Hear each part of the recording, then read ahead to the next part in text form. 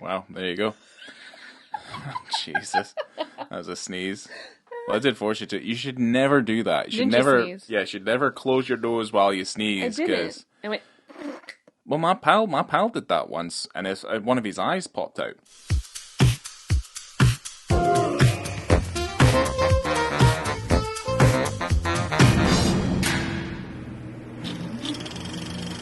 Hello there. Welcome to On the Beat, the podcast that uncovers full frontal male nudity in cinema. My name is Laura, and I am so happy to be joined once again by my co-host Ryan.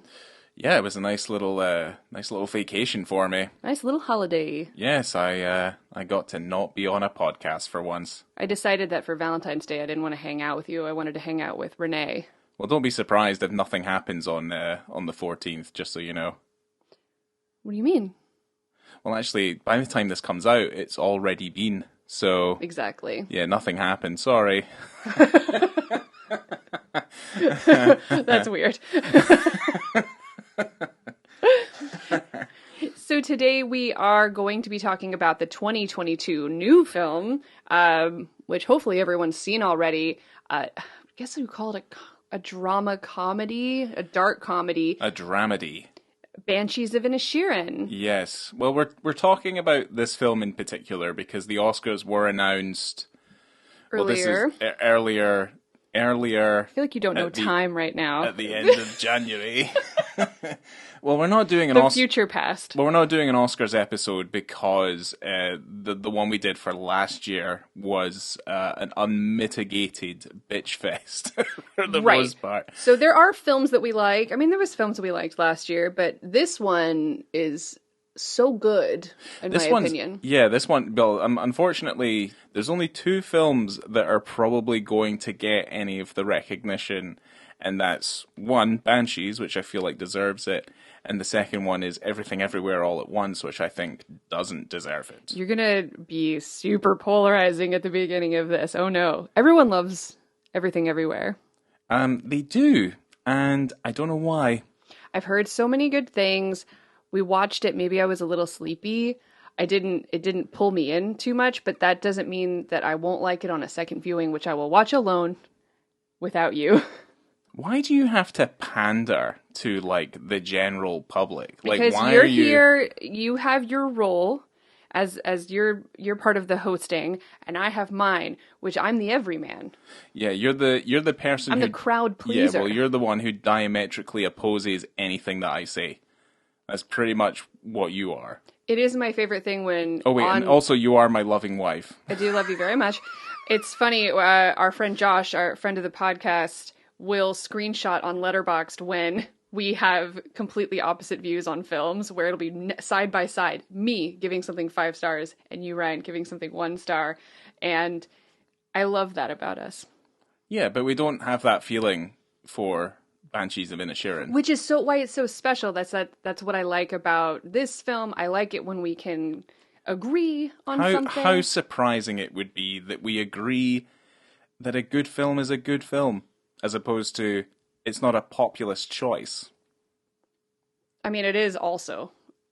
Everyone, I haven't heard of anyone not liking it. I think it's popular for the fact that it's actually quite entertaining and it's quite a good story and it's a good film. I like a dark comedy. It's probably my favorite kind. I mean, this is a dark, upsetting, sad, heartfelt character study. This is a pitch black comedy, as Martin is apt to create. He does. And so let me just, before we continue gushing over this film. Okay.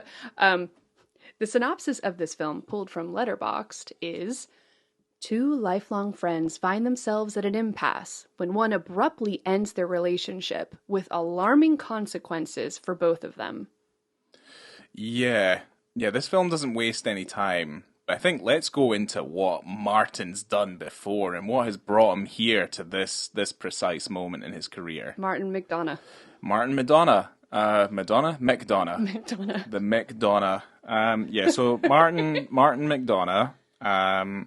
He is a British/Irish playwright, screenwriter, producer, and director. But yeah, he was born in London, and he was born to Irish parents. So that's for the British-Irish thing there.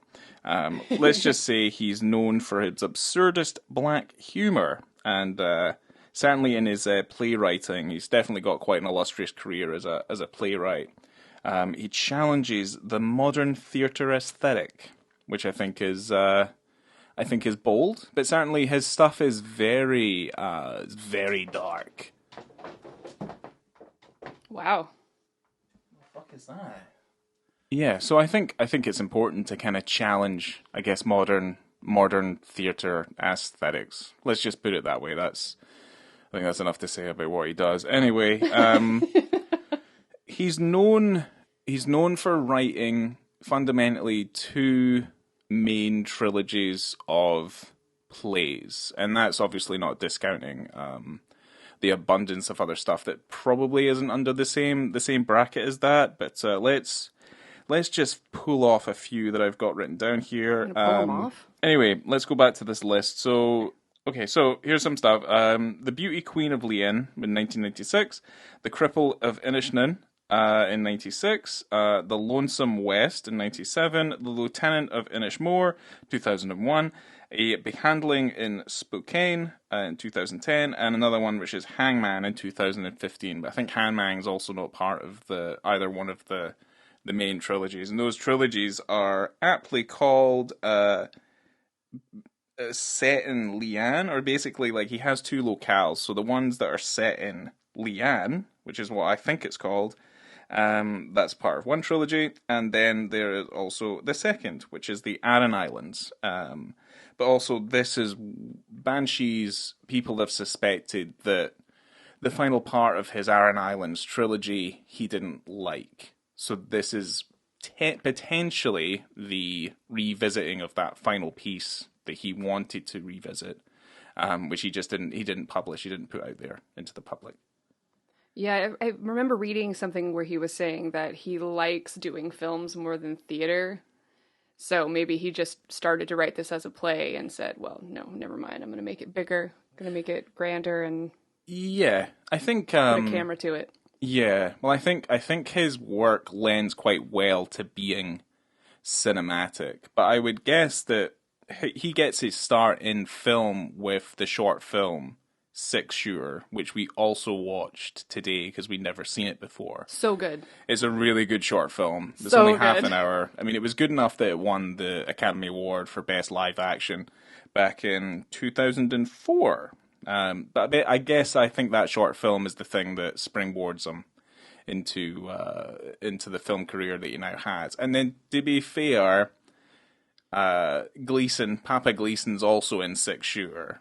So it's definitely got a fair amount of money behind it, and it definitely looks like it was expensive. And also Film 4 had put their kind of partnership to it as well. So it's not like he just decided to make a film. There was quite a lot of planning that kind of went into making that thing. But it's also well worth it. I mean, it's well worth the accolades. It's incredibly funny.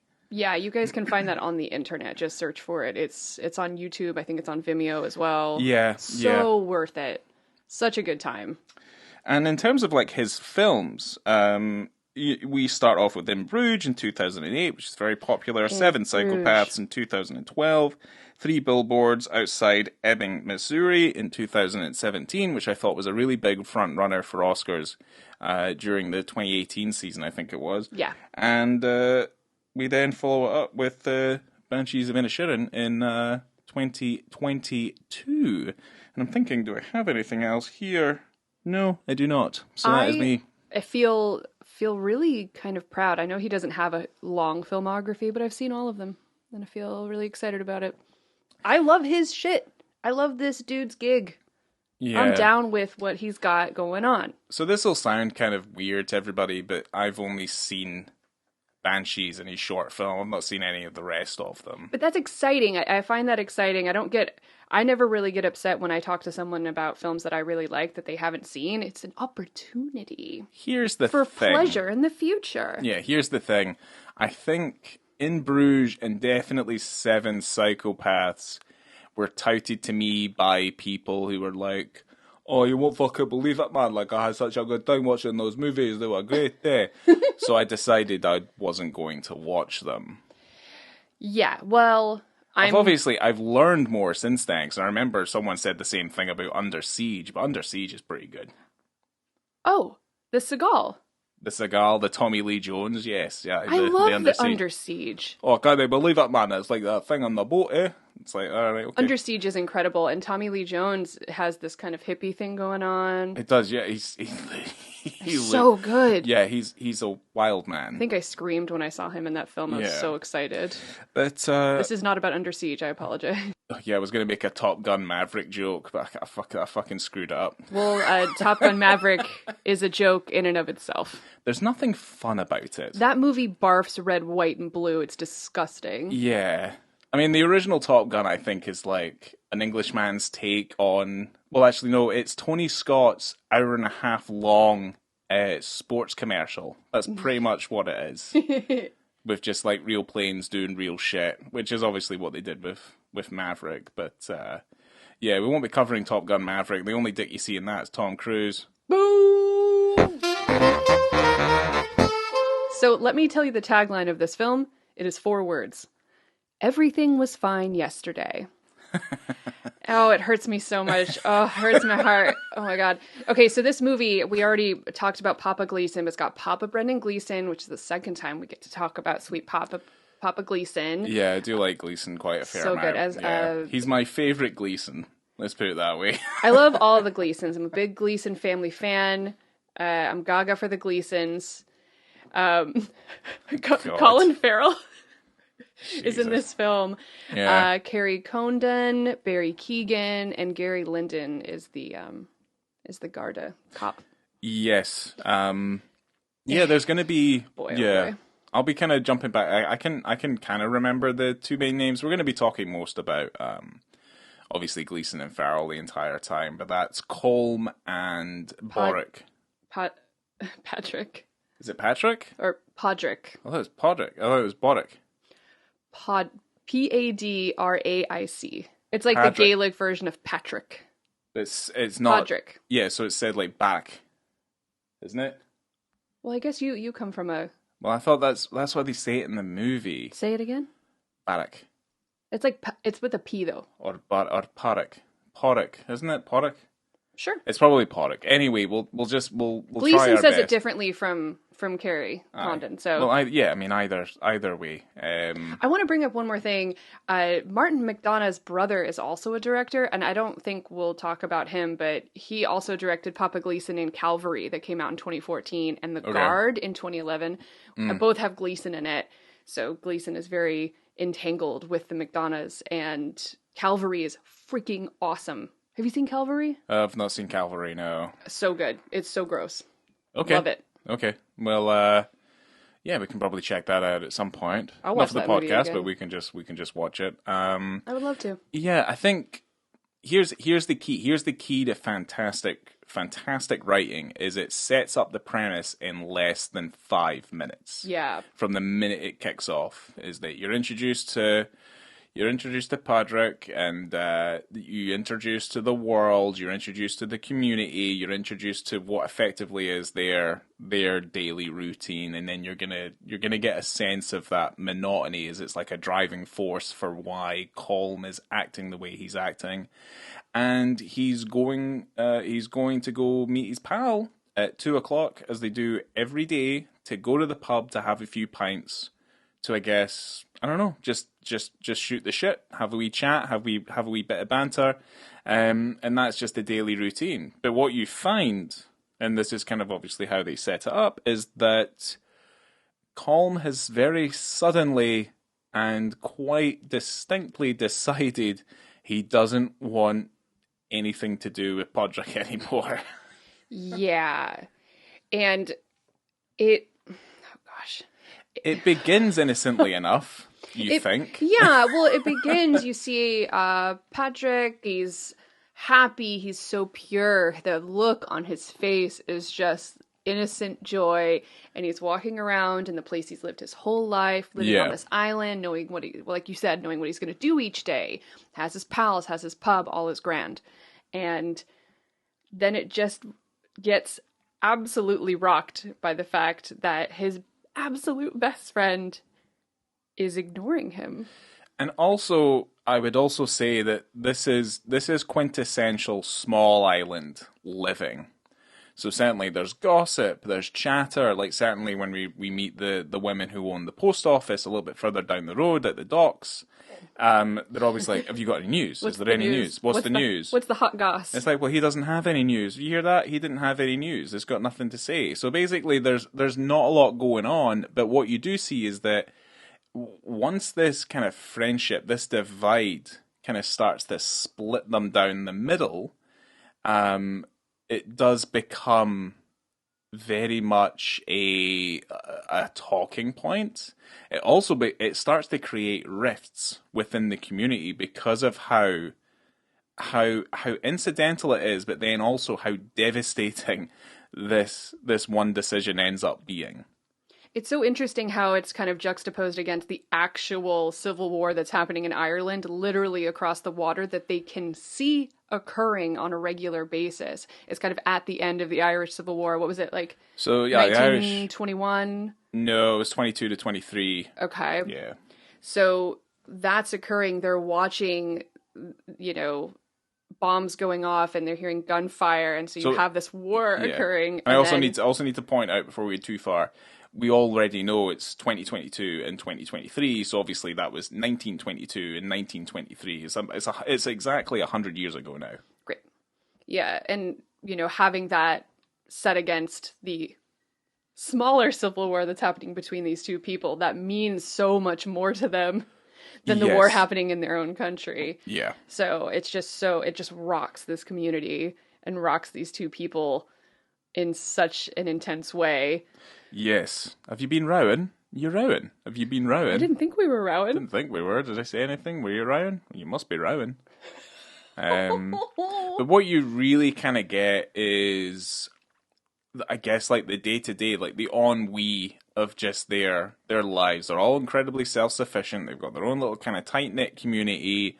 There's no warring. There's no nonsense, I mean, there's some terrible shit that's also happening to people that maybe they just don't talk about. I guess because on the surface, obviously, it feels quite quaint and innocent for the most part. There is obviously underlying things. I mean, certainly we find out a little bit more, and obviously Officer Kearney ends up being the focus quite primarily on one particular moment, obviously, in this film that obviously pervades to our interests. But you do find that he is, other than being quite unfriendly, he never offers a hello back. The cop, right? Yeah, to Porrick at any point. We end up finding out he's just a real fucking piece of shit. Classic really. cop. Yeah, and I mean he's also quite tight knit with the vicar of the church as well, who is also a little bit of a piece of shit as well. So you do find like the institutions or the institutional members of this community hold all the either the purse strings or the suspected, in inverted commas, power. Are obviously the biggest pieces of shit on the island. Oh dear. Yeah, so right after Podrick is trying to get Colm to go down to the pub, doesn't he end up going back home to see his sister Siobhan? And he's like, I don't know what's going on. And she's again going, are you, did you row? What's going on? And she just says, maybe he just doesn't like you anymore. Yeah. Which is, it's quite, I don't know, just quite a shocking statement that's meant as a joke. Yeah, it's meant as a joke, but it's also very literal. Yeah. Even without her knowing the situation. Because to be honest, because it's so out of the blue, and it's so, they couldn't even imagine that occurring, because they're such staples of this community and best friends, and everyone knows that they're friends. So just to hear like, ha, he probably just doesn't like you anymore. It's like, oh, fuck off. Of course he does. It's literally, like, it's tearing Podrick, his soul, apart. Like, he cannot fathom why this is happening. And it's literally like, it's as if someone has told him that his dog that he's had for like 15 years has died in the most brutal manner. And this is what he's portraying, is just this utter confusion and this sense of malcontent. and he just can't deal with it. Well, exactly. So when they go, there's one evening where they go down to the pub and Colm's hanging out with Dominic, Barry Keoghan, who's the son of the Garda cop, who's a piece of shit. And he's saying, like, why isn't he speaking to you anymore? And even Dominic goes, what is he, 12? You know, it's like a childish thing to do. But that stuff, I mean, and he's right. That stuff happens. I don't know if it happened to you at school, but it absolutely happened to me in school, where all of a sudden people just decided not to be my friend. And they would, I mean, they were much more cruel because they're school children, but they just would ignore me like I didn't exist. And that is heartbreaking. Yeah. And you think about it now, if my best friends said, I just don't want to be your friend anymore. Yeah. I just have other things I want to focus my time on, and you're dull, I would die. So, it would rip me to shreds. We do find out eventually why he's come to Colm's come to this decision to ignore his friend, and it's literally within the span of 24 hours he's decided to go through with this. But here's the thing. I kind of sympathize with Colm's predicament. Right. He's an older man. He's obviously getting on in life. He's also a musician. He also has these things. But again, I think like the monotony of this kind of daily routine. I mean, there doesn't seem to be any women on the island. Like, he's single. Podrick's also fucking single. Yeah. He does live with his sister, obviously, but what you find out is obviously with the sister has kind of higher aspirations as to what she wants to do with her life. Kind of just seems like she's there after their parents had passed away to take care of him, because he's not inept or anything. He's a capable human being, but he is a bit... He's not simple, but I would also say that, like, naive, and he's a little naive. He's a little bit in his ways. Very sensitive. And also, I don't think he makes jokes and stuff about obviously his sister. What's her name? Shannon. Siobhan. Siobhan. You know, she likes to read. You know, she's quite well read, and he's like, why would you read? You know, so he's only educated in the things that he knows he needs to do to survive. Let's just put it that way, right? So he's herding cows, he's got obviously his animals he looks after, and then obviously, you know, the kind of the daily grind of what he does. So he is not an interesting or worldly man, and I don't mean that in a negative sense, but he knows his world. He is in his bubble. And that's what it is, right? And that is 99% of the people who live, they breathe, they die on this island. And I feel like I sympathize with Colm, because I feel like if you feel like you're being stifled, or if there's any sense of like, oh my God, like time is literally running away from me, where's my stamp on the world? Like, I feel like there's a lot more to the world than just this bubble that I feel like I've stuck myself into. I can fully sympathize with what he's going to do. The thing is, and obviously he kind of, you know, he realizes kind of how harshly he's kind of putting his viewpoint out there. He probably could have handled the situation a little bit better. It makes me think, yeah, I mean, I agree with you. He's a man that's struggling so hard with his own existence, with his mortality, yeah, and putting his stamp on the world. Like, what? And they have that conversation in the pub at one point. But I almost feel as though he knows Podrick so well that he almost had to be cruel at the beginning, because it's like a puppy, yeah, where you have to, I don't know, just like kick it and make it hate you so that it just goes away and you don't have to worry about it anymore. You know, it just rip off the Band-Aid. Well, you find out that obviously, I mean, Podrick's obviously he's going to react in a certain way. And we do find out kind of later on how he does react to certain things a certain way. Because every time that Colm, because nothing is coming from a mean-spirited place or a place of harm or evil. He is just strictly focusing on himself, and he just believes that he doesn't have time for any mundane chatter at this point in his life.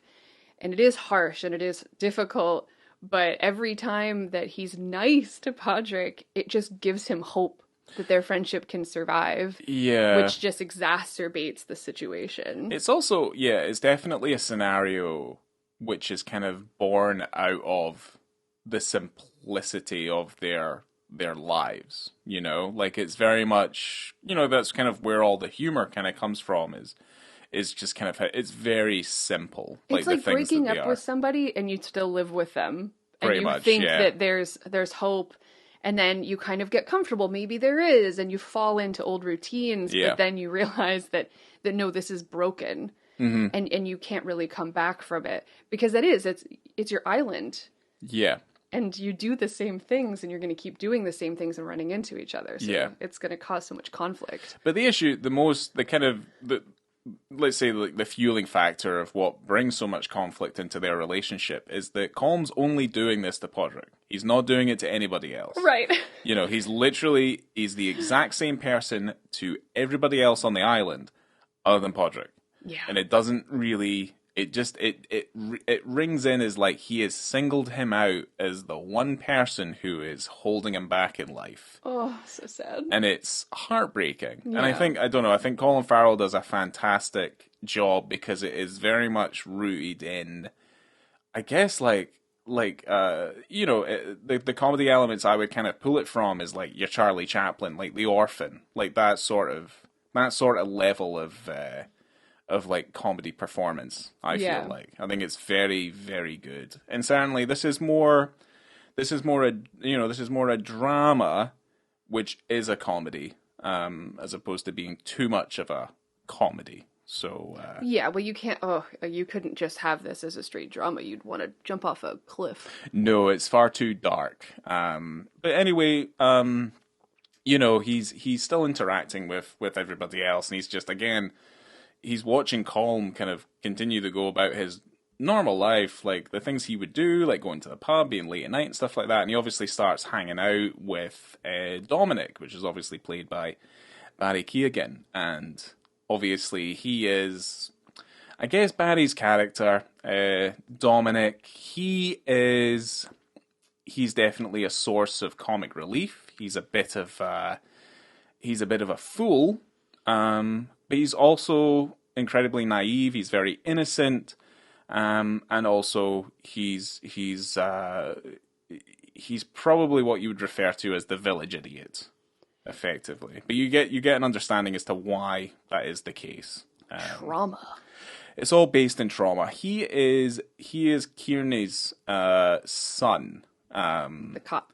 Yeah. But what you kind of find out is like kind of deep-seated and stuff, like he's being abused and beaten by his cop father. Who'd have thought? Yeah. But certainly, yeah.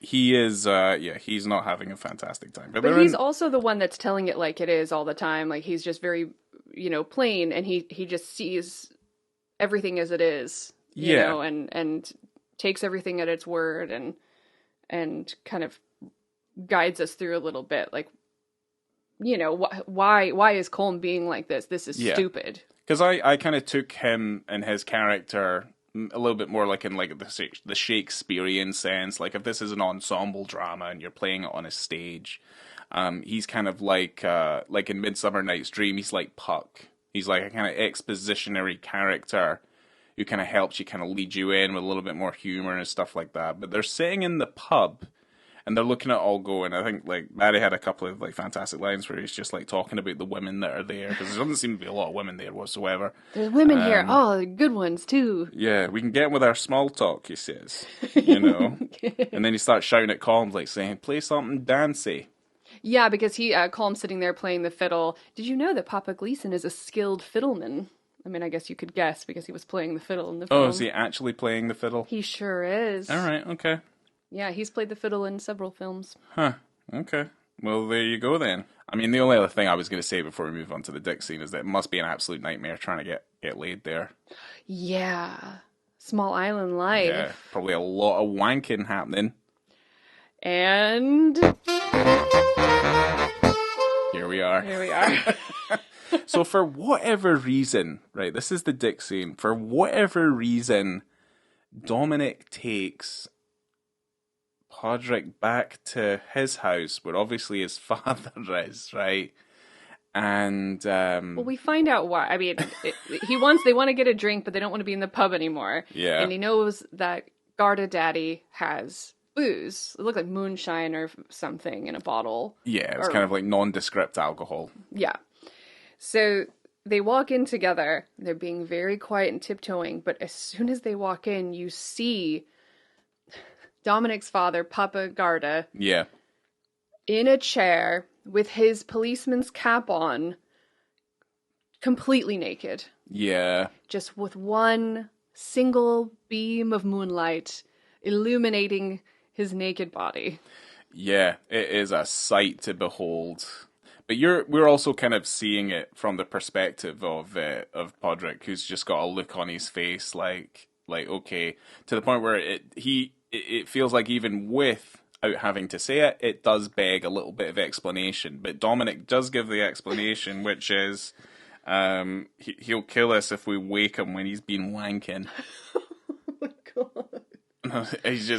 He just shakes his head as if just like, right, okay. So they creep over, they get the bottle of nondescript alcoholic liquid, and they leave naked police daddy in his chair. It makes you think, how did he and gosh. Dominic has probably seen this 1,000,000 times, which is so foul. But it's just an interesting way of going about the wanking process, to where this man apparently needs to be completely nude, no socks, no clothes, no nothing, and just his hat on his head. Yeah. And Dominic also knows that if he did wake him, he will get angry. Yeah, well, he'll beat the shit out of him.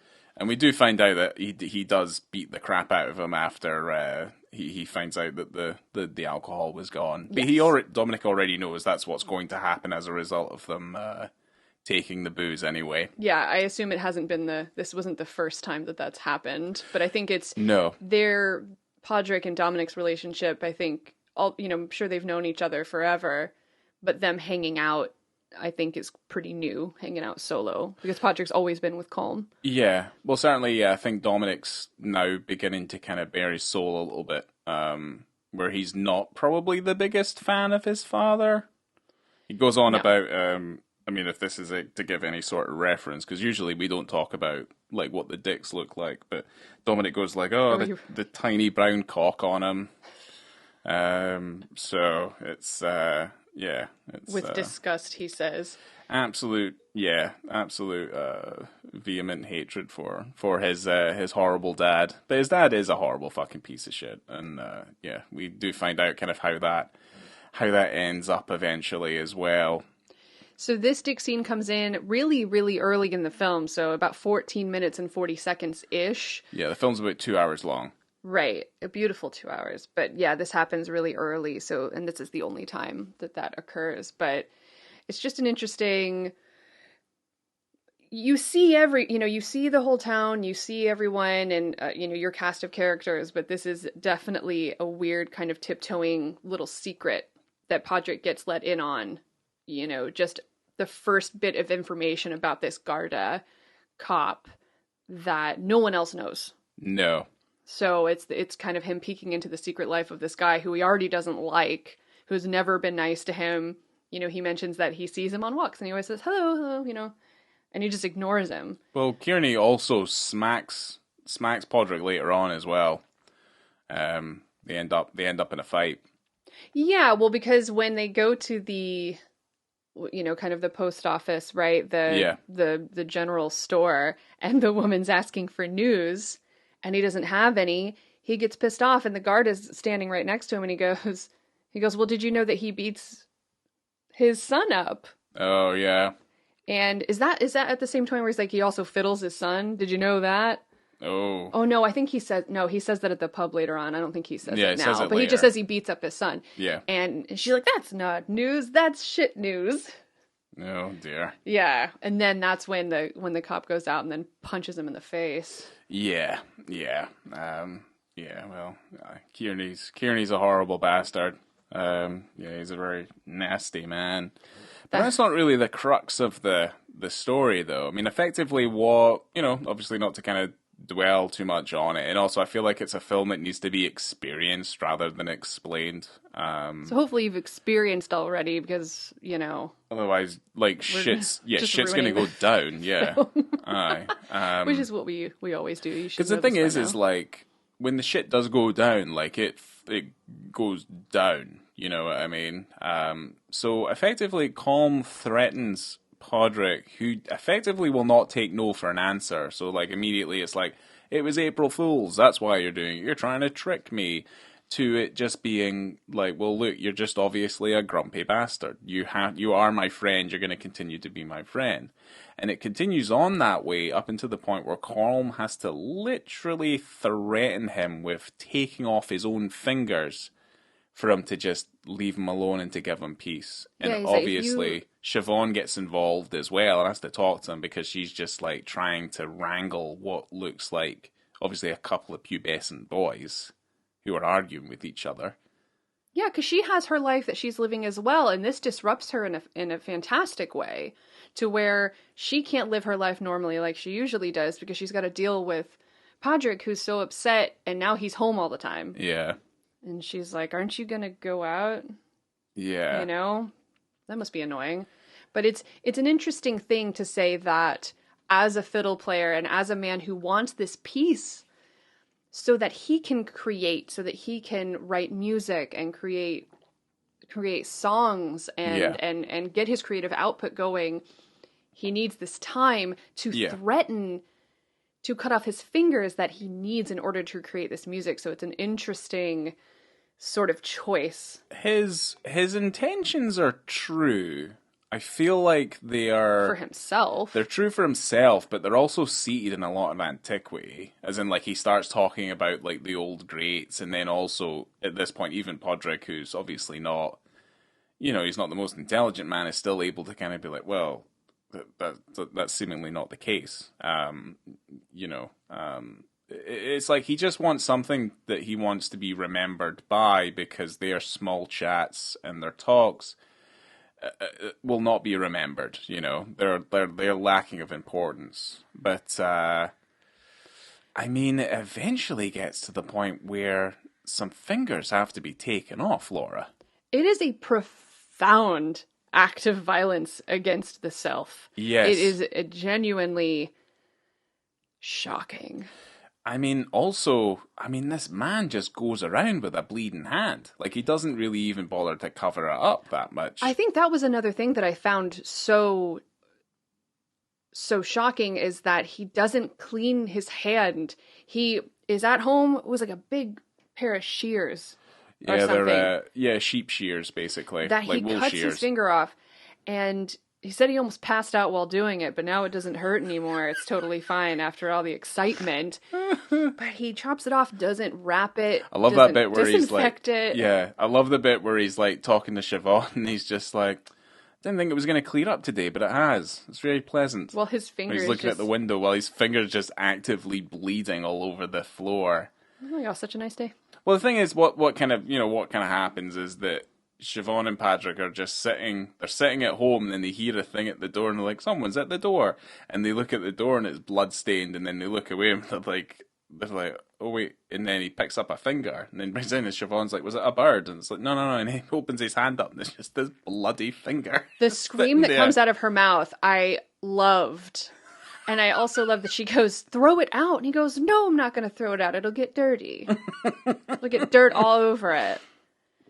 But it's just... But it's indicative of his state of mind, of it's home at mental. least. Yeah. You know, where, you know, just like we were saying, like he doesn't even clean it up. He cuts that motherfucker off his hand and just immediately walks over to his house and just chucks it at the door.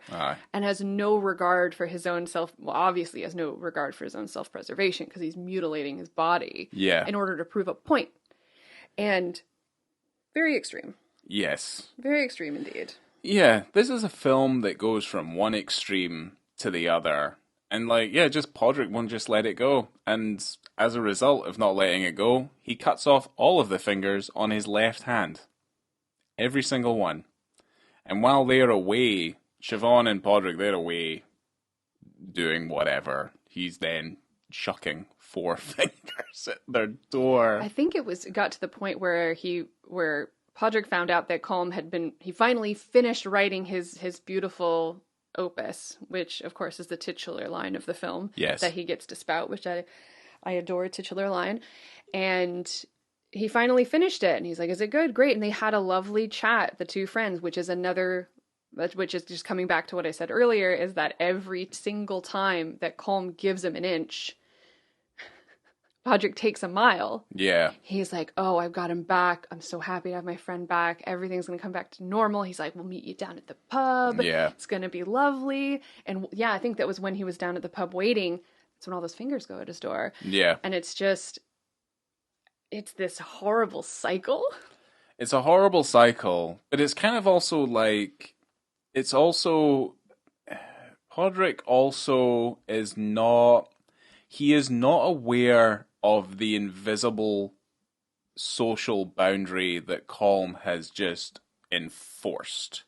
No. So he's not actually capable of either being able to win his trust back or just win his friendship back. And for him, it should be relatively quite simple. Simple man, simple island living. But for him, this is a very complex emotional situation that I don't feel like he is capable of dealing with in any way, shape, or form. Which is nice when you have, like, I guess, this very kind of personal conflict going on, which is then offset to a very real world conflict that's just happening just across the water, which I think is a fantastic metaphor for what's going on here. But the thing is, like, he throws the rest of his fingers, right? He's got this fucking bloody stump, right? Oh, yeah. And I love the bit where we see him in the pub and they're all playing and, like, the table's splattered with blood and, like, all of his notes and his papers and stuff, because he's just like, "We're gonna play my opus, we're gonna play the Banshees," and it's just him holding his bloody fiddle in his remaining hand, and he's got this fucking stump that's just spraying blood everywhere, and the rest of the musicians are just like, "What the fuck is going on?"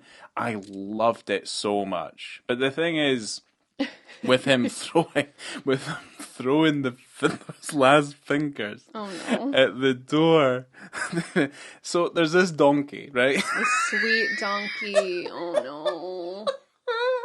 Oh, well, hold up. We'll bring it up after we bring up this moment, because we're fucking sick of, like, donkey cruelty. That's one thing that, unfortunately, Oscars has this year. It's the year of the donkey. It's the year of the brutalization of a donkey. And we watched a film called EO. It's a Polish European film. Is it Polish-Italian? Yeah. Okay, so it's Polish-Italian called EO, it's just spelled E-O, and it's basically about a donkey. It's like seeing the world through the donkey's eyes. It's like Homeward Bound, except it's like if Julia Ducournau made this kind of psychedelic Homeward Bound film. It's not Julia Ducournau, because I feel like she's got a little bit more class than this director. But effectively, like, it's basically watching the brutalization of a donkey for 88 minutes, and it makes you very upset. It's got a terrible fucking ending, and it's just a horrible piece of filmmaking, just in general. Looks lovely, but it's completely fruitless. Anyway, yeah, my review of that was, do we need this right after we lost Jenny? Now, Jenny is the lovely. She's like a dwarf donkey. She's like a miniature donkey. Yes. So she's this tiny little thing, and she's the sort of thing that, like literally, you can have her on your knee. She's like a big dog, right? Very sweet. She's got a little bell on her and neck, a little bow, so you know where she is. And obviously, the rest of the animals are quite fond of her, because he's got like a workhorse. Let's just say like a Shetland horse, like a full-sized horse, who's like tied to the cart and stuff. So obviously, the little donkey and the horse get on, and obviously the cows and stuff, they all get on together. They're all best friends. They're all very aware. And this poor donkey ends up choking on the fingers that Colm is throwing on the. Yes, obviously Jenny's not the brightest of animals, but she's ended up choking on choking on his fingers, and this is effectively the final straw. Did you know that Jenny the donkey was not a show donkey? She'd never been in show business before. But because of that, she would get nervous. And so they had a support donkey named Rosie who would come in when Jenny was getting nervous. Oh, fantastic. She just had like a little friend and it would That's calm so her good. down.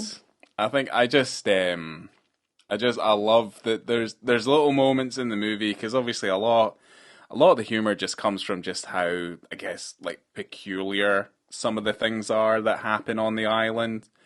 And obviously to them, it's all very kind of normal, commonplace stuff. Well, just how they speak, the dialogue in and of itself is very funny. It's such a really well-written film, and the characters are really well built out. But I do like moments where just like, Jenny just comes into the house, and Siobhan doesn't really like Jenny that much. She doesn't think the animals should be in the house, but obviously... That's fair. Yeah, obviously, Podrick has different other ideas, because obviously he's very fond of Jenny. I'm not putting my donkey outside when I'm sad. No. He says. If anything, like, all we've done this week has been, like, supporting the donkeys, to the point where we're like, we'll have a donkey. We'll get a donkey. Let's just get a donkey. We'll just get a donkey. A rescue donkey. But I don't know if you can have donkeys in Florida. I think it's too warm for the donkey. Really. We'll make an air-conditioned barn. I don't care. Okay, well, either way... Save the donkeys. Yeah, I mean, there's donkeys. Yeah, I mean, I don't know, we found out all sorts of things about the poor fucking donkeys watching that bloody movie. And obviously, if you're in the UK, you see videos and adverts for the donkey sanctuary all the fucking time as well. So obviously, you're being guilted into liking the donkeys. But I don't think donkeys have ever done anything wrong. Absolutely I think donkeys not. I think donkeys are, other than, like, obviously at Blackpool Beach and stuff like that, which I think they've stopped. They don't do donkey rides and stuff anymore. I don't think they have that. I think they scrapped it all. Donkeys just need carrots and love, okay? They do need carrots, and they also need love. But, yeah, fuck it. There's nothing. I like a donkey. There's nothing wrong with a good old donkey. Yeah, this donkey dies. Donkey's done nothing. Yeah, well, the donkey fucking dies, and obviously now Podrick's gone a little bit mental. The straw has been cut. It's in conjunction with the fact that his sister Siobhan.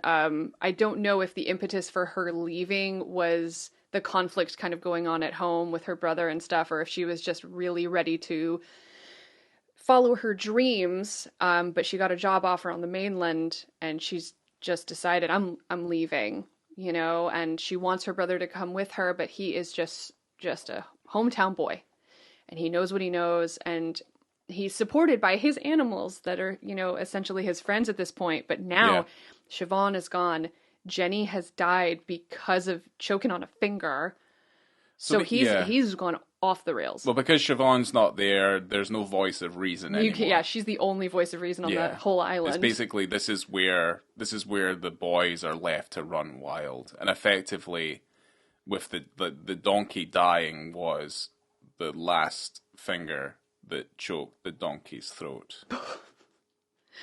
Yeah, so he sets fire to Colin's house with him in it.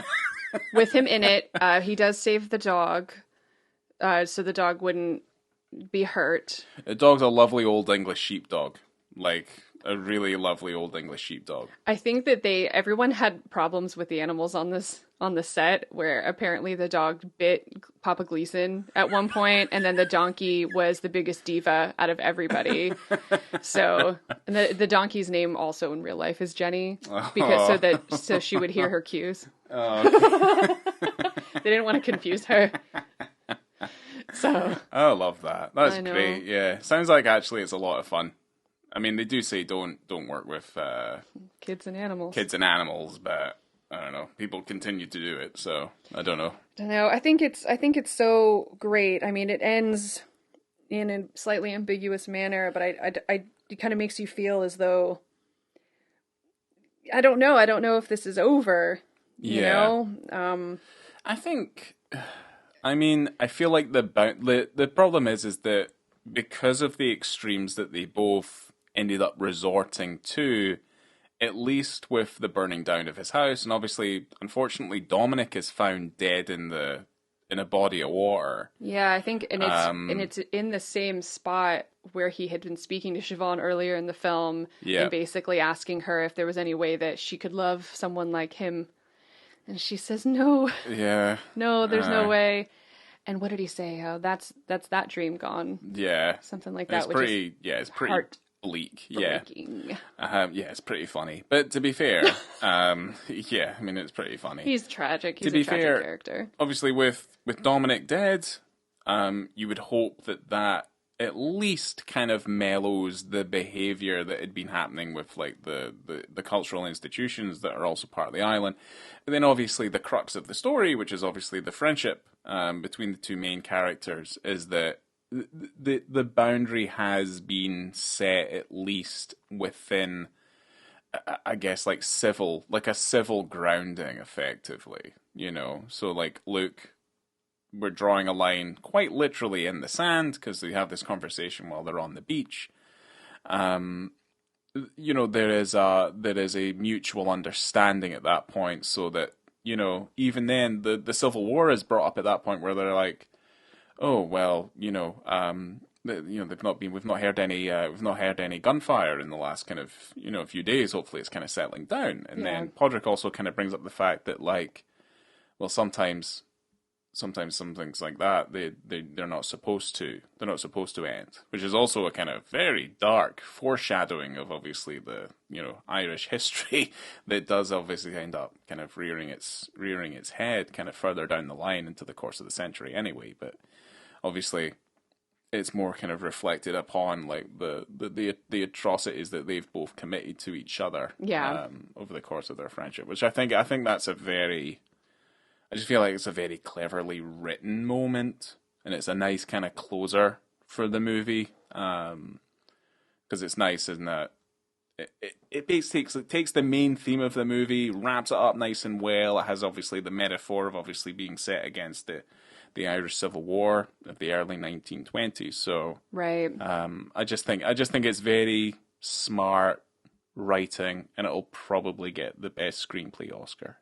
Absolutely. Just probably purely on that basis. But if that does happen, unfortunately, it probably won't get best film. So it can only win one or the other. And certainly, I didn't like a film that's fucking surrounded. That's basically a fucking centerpiece for an everything bagel. Give me a fucking break. But you get to see the darkness and the sadness kind of from both sides of the conflict. You know, there's no one is a villain here. Everyone feels. You can feel for every single person that's involved. Yeah. It's very kind of down to earth and kind of, I feel like a lot of us have had these type of feelings. Yeah. Where, you know, you're trying to move on with your life and maybe things are hindering you. You're looking and wondering about your own mortality and things like that. And it's a struggle. Because as much as it's absurd, it's incredibly grounded. Yeah. I would say overall.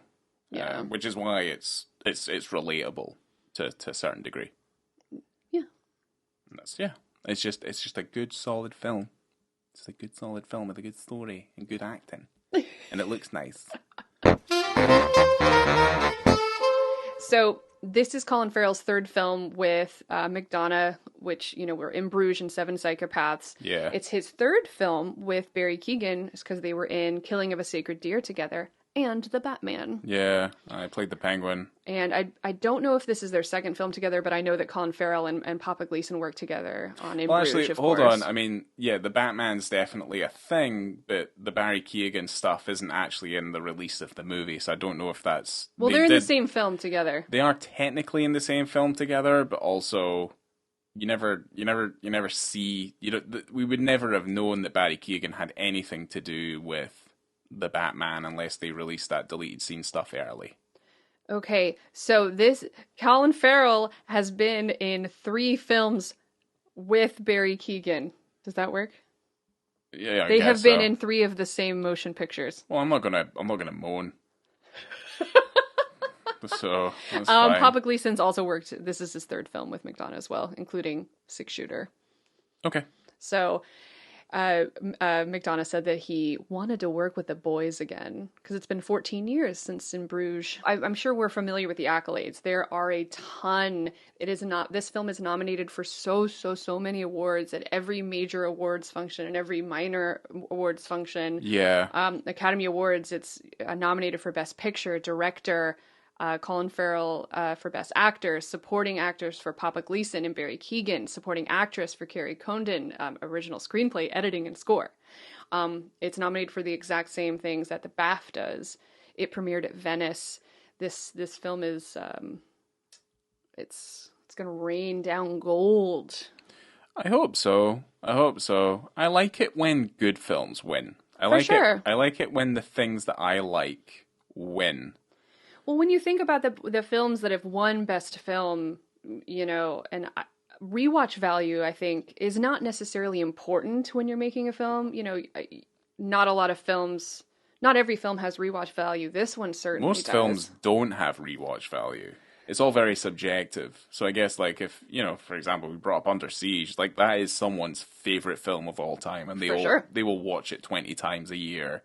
That's perfectly fine. Same as, like, Everything Everywhere All at Once is someone's favorite film. They will watch it 20 times, So really, I find that to kind of, to be very subjective. So when I say things like, I think most films are relatively, don't have a rewatch value, is that because they've got a very select number of films that I will watch constantly over and over and over again. So, I think it's very much a personal thing.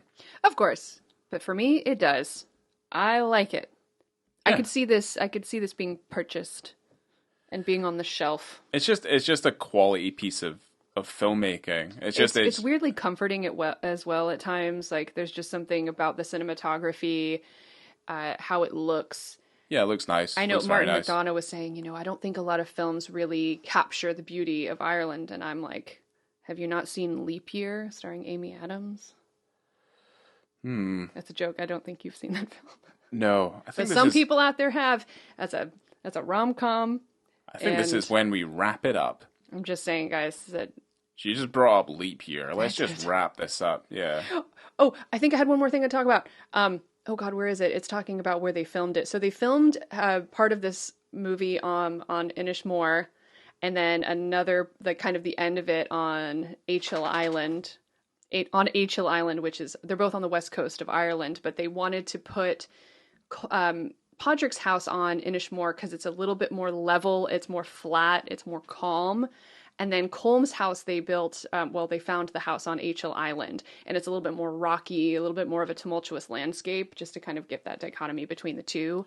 And that's pretty cool, yeah. Yeah, and then, they made it look like it was the same place, but anyway. So why don't you go ahead and start and give me your visibility and context rating, Ryan?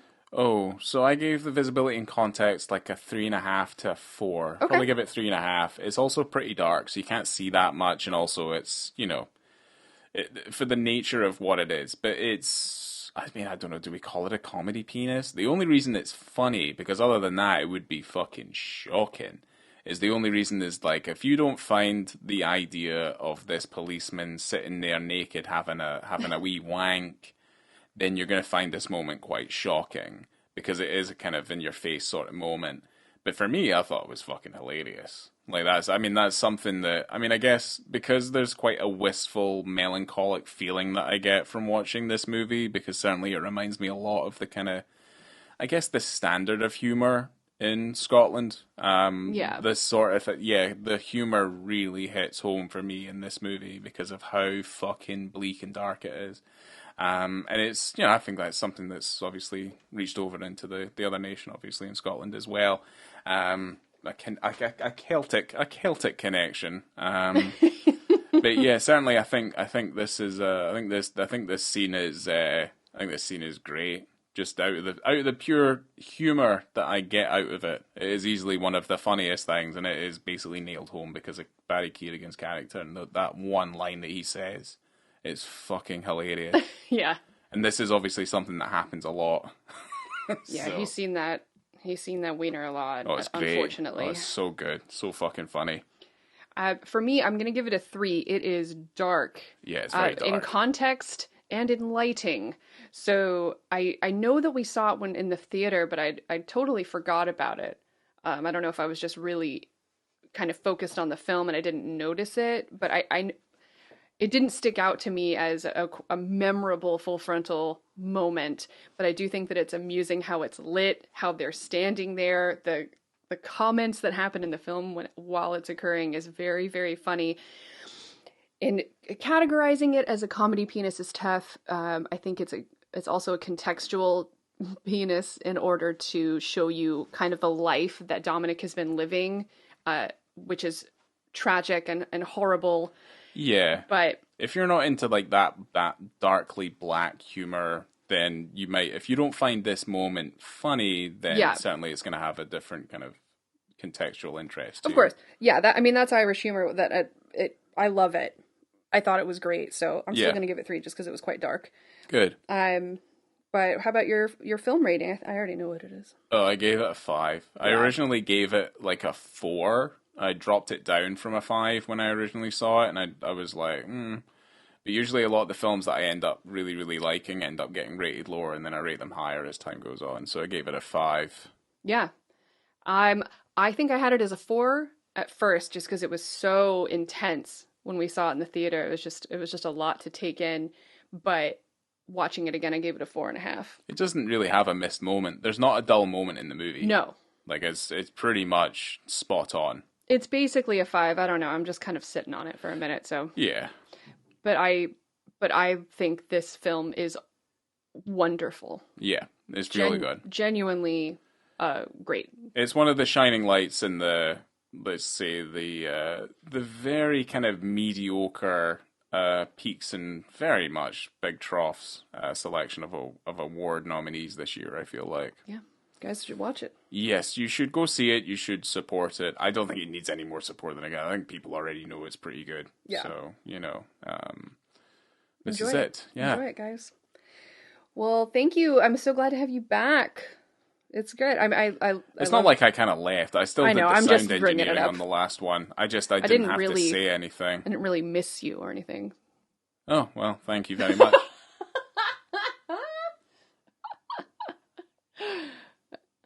Oh boy. Are we going to fight? Are we going to have a row? Are we rowing? Maybe you won't know. Maybe you'll just find out later on further down the line or something. Yikes. Yeah. Well, coming to you from, I think it was it John Joe's? I don't remember what they called the pub, but it was called J.J. Devine's Public House. Oh, okay. Coming to you from the pub, I've been Laura. I'm Ryan. Thank you, guys. I hope we're still friends after this. We'll see, eh? Oh.